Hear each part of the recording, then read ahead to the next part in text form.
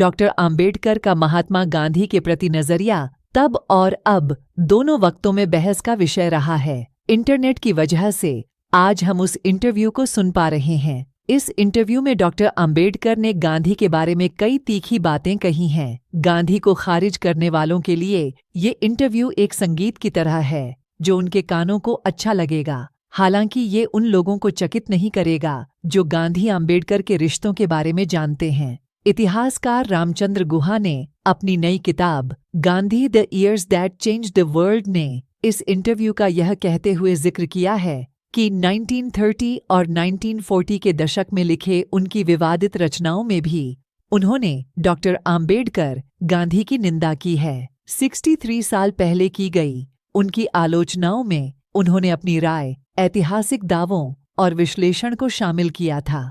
6 दशक बाद कड़वाहट और खारिज करने के दृष्टिकोण भरे उस इंटरव्यू को दोबारा पढ़ना जरूरी है। डॉक्टर आम्बेडकर के मुताबिक गांधी भारत के इतिहास में एक प्रकरण थे। वो कभी एक युग निर्माता नहीं थे। गांधी पहले से ही इस देश के लोगों के जहन से गायब हो चुके हैं। उनकी याद इसी कारण आती है कि कांग्रेस पार्टी उनके जन्मदिन या उनके जीवन से जुड़े किसी अन्य दिन सालाना छुट्टी देती है। हर साल सप्ताह में 7 दिनों तक एक उत्सव मनाया जाता है। स्वाभाविक रूप से लोगों की स्मृति को पुनर्जीवित किया जाता है। गांधी एक युग निर्माता थे या नहीं, यह एक खुला सवाल है और इसका सही जवाब पाना और उसे सभी के लिए स्वीकार करना मुश्किल है। यह तब और मुश्किल है जब गांधी को इस दुनिया से गए हुए महज 7 दशक हुए हैं और जहां तक बात रही छुट्टियों के जरिए उन्हें लोगों की स्मृति में बनाए रखने का, तो यह कल की बात है।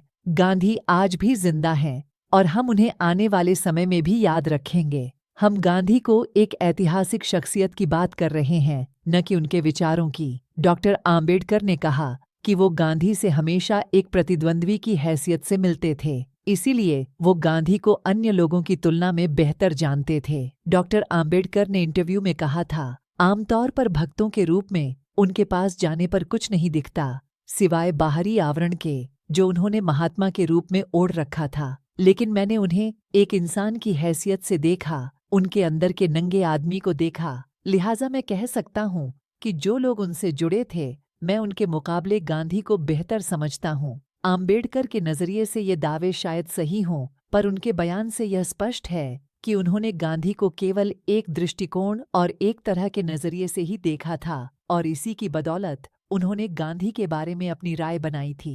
राजनीतिक जरूरतों के लिए उन्होंने गांधी के लिए शालीनता और कोमलता का भी प्रदर्शन कई बार किया। जैसे 6 सितंबर 1954 को डॉक्टर आम्बेडकर ने नमक पर टैक्स लगाने की सलाह दी और इसका नाम गांधी निधि रखने का सुझाव दिया। वो चाहते थे कि इसमें जमा राशि का खर्च दलितों के उत्थान के लिए किया जाए। उन्होंने कहा था, मेरे मन में गांधी जी के प्रति आदर है। आप जानते हैं कि चाहे कुछ भी हो जाए, गांधी जी को पिछड़ी जाति के लोग अपनी जान से भी ज्यादा प्यारे थे। डॉक्टर आम्बेडकर ने इंटरव्यू में गांधी पर आरोप लगाया है, गांधी हर समय दोहरी भूमिका निभाते थे। उन्होंने युवा भारत के सामने 2 अखबार निकाले, पहला हरिजन अंग्रेजी में और गुजरात में उन्होंने एक और अखबार निकाला जिसे आप दीन बंधु या इसी प्रकार का कुछ कहते हैं। अंग्रेजी समाचार पत्र में उन्होंने खुद को जाति व्यवस्था और अस्पृश्यता का विरोधी और खुद को लोकतांत्रिक बताया। लेकिन अगर आप गुजराती पत्रिका को पढ़ते हैं तो आप उन्हें अधिक रूढ़िवादी व्यक्ति के रूप में देखेंगे। वो जाति व्यवस्था,